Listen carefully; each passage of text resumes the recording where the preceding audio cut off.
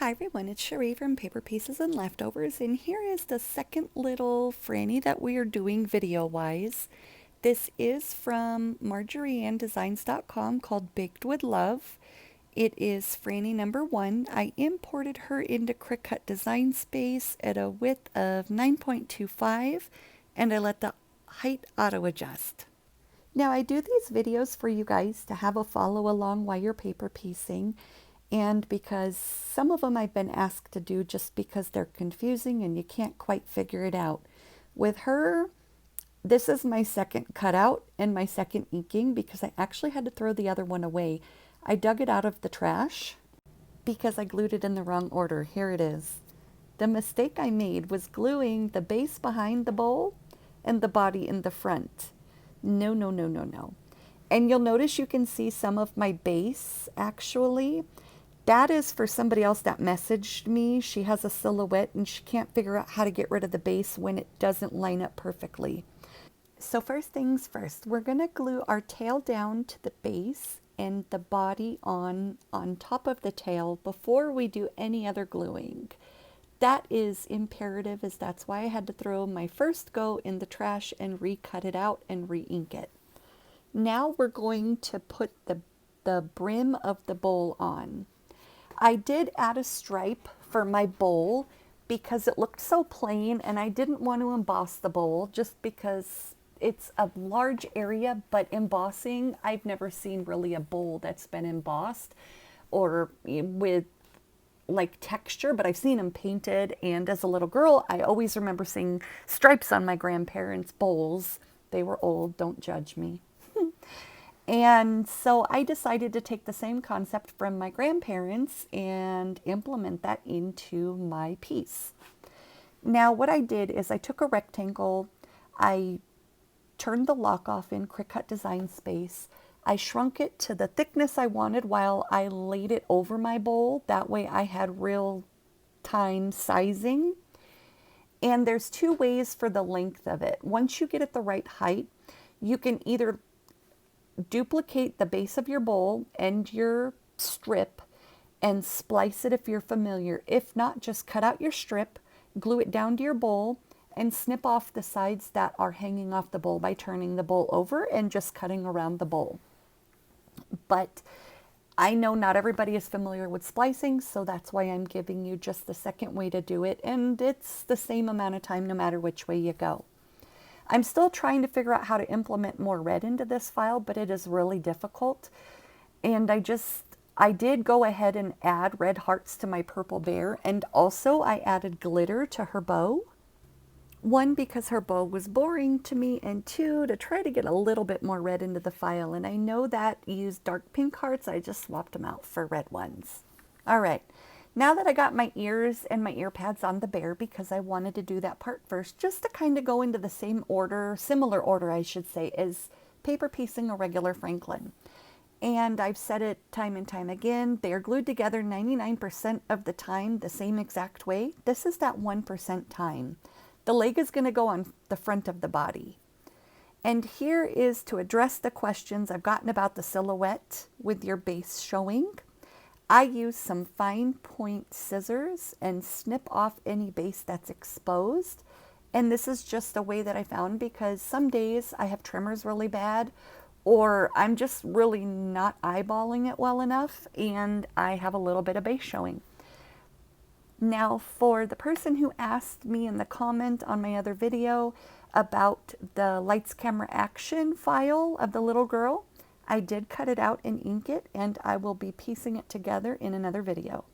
I cut out the spoons in a couple different colors, and I'm going to say that I'm going to stick with the Winter Wheat in the Encore brand. Just because it's lighter, I didn't like the craft color that I cut it out in, and I didn't know it until I lined it up and put it on the dry piecing. And that's also part of why I dry pieces, so I can make sure that I like my color choices. Especially if we're copying off of a pattern, it doesn't mean that we want to go with the same ones the pattern used.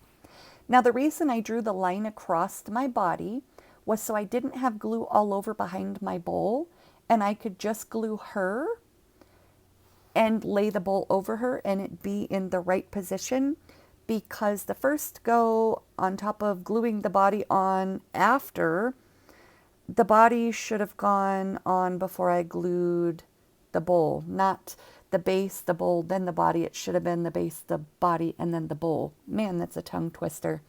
So now you'll glue on her head and then the muzzle and the nose and the eyes, and do her face however you like, to the way that you have your technique to doing, and feel free to scrap lift. Everybody scrap lifts in some sort of way.